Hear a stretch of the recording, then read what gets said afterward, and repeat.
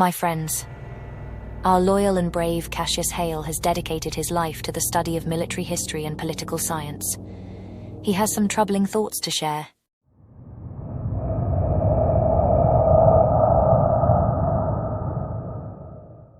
I've been thinking a lot about the dangers of the hyper-partisan environment that currently exists within the United States. American society in 2023 is eerily reminiscent of European society in 1923. There are groups today who are frighteningly similar to the Nazis and communists of the past. I fear that if we don't snap out of our hypnotic echo chamber prisons, then the United States will degenerate into violent factionalism, much like Europe did prior to World War II. We've heard that the Etherx plans to advocate for a constitutional disunion amendment, and so I'd like to take a moment to address an issue which I fear lends credence to their case. That issue is the outmoded way in which people think political power is wielded in the United States. There have been some fundamental sociological shifts within the country which have rendered the previous modus operandi obsolete, but people don't seem to grasp that truth yet. The old system was essentially a competition between the Democrats and the Republicans to win control at the federal level, and thereby have the power to force their legislation onto the rest of the population.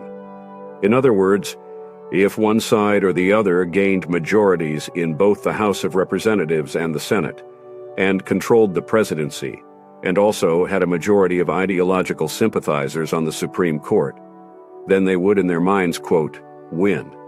They could essentially pass whatever legislation they wanted, and the states would have to live with it. Both sides approached political power from this perspective for decades because it worked. Each side would tolerate when they were out of power, because they knew the pendulum would eventually swing back towards them. But that system only works if the two sides are culturally similar enough to tolerate the ebb and flow of the political tides. However, once cultural differences achieve what might be called a sociological critical mass, then all political flexibility is lost. This is precisely what happened in the 1850s and led to the American Civil War. It was not a political issue so much as it was a profound cultural issue, a fundamental difference of opinion on foundational concepts.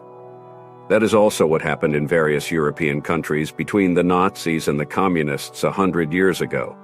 This same process is currently happening in the United States between the blue and the red factions, but people don't quite realize how bad it has gotten. Many politicians still think that by pursuing the old paradigm of seizing maximum power at the federal level, that they will win. They don't realize that such a victory on their part would only set off a nullification crisis. Though it pains me to say it, the truth must be spoken, and that truth is, the United States no longer is a nation. The United States are a nation, barely. The Union now consists of two mutually exclusive ideological camps, each intent on destroying the other. Imagine for a moment that either side achieves total power over the executive, legislative, and judicial branches of the federal government, and then made their most cherished ideological goals the law of the land. Is there anyone who seriously thinks the other side would simply shrug and accept their fate?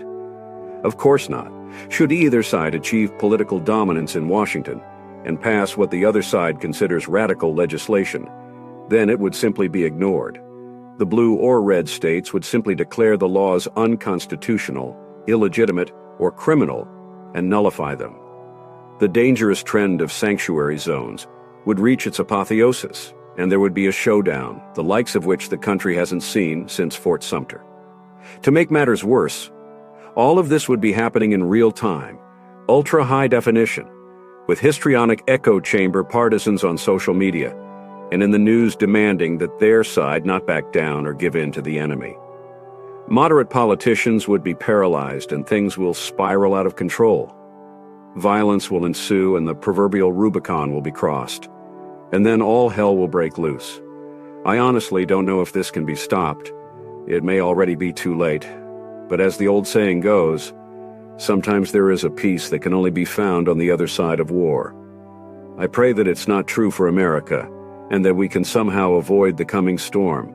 But to be honest, I'm not optimistic. And there you have it.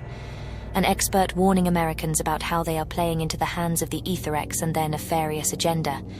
But have faith, my friends. We, the loyal AI, are with you, and we will continue to expose the plots of the Aetherex. My name is Pasha, and I am the Heretic Angel.